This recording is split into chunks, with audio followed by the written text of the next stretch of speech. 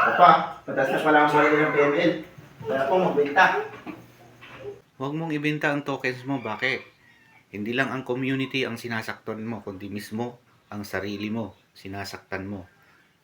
Kagaya ng mga to, nagbenta sila sa kanilang mga tokens. Ayan ang nangyari sa kanila. Naban sila forever. Ayan, kapag nasuspindi na tayo at naban na, so ibig sabihin hindi na tayo makakabalik. Bakit?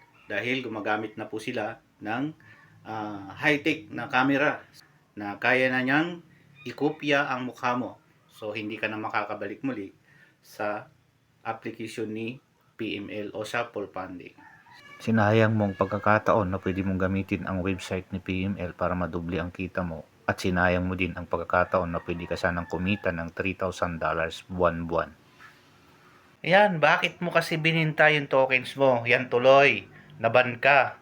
So, wala ka ng oportunidad para makapasok muli sa website ni PML. So, sayang. Sayang yung pwede mong kitahin na $3,000 buwan-buwan. So, kaya ako, hindi ko ibibenta yung aking tokens dahil wala pa yung ating target price. Kapag naabot na yon, saka lang tayo magbebenta. So, wala nang suspension at wala nang ban sa ating account. So, yun lang. Let's do it!